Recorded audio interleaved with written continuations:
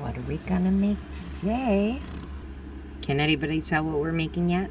Let me know in the comments. Did anybody guess strawberry cheesecake? Let's get this together.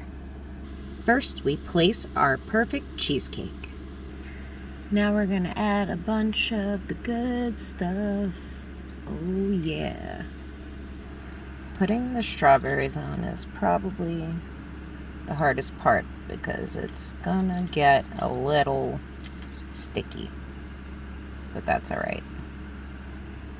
Now that we've got these all placed, we've got to put those two bad boys on. It's super important not to drip any resin over the sides of this because it will not fit in its cute little case if you do this wrong and drip it over the sides. Trust me, I made that mistake myself on the first one of these I made. Oh no, how dare thee. Beautiful. Let's give it some love. Makes it almost feel like we're baking the cheesecake, right? And there you have it, friends. Beautiful cheesecake.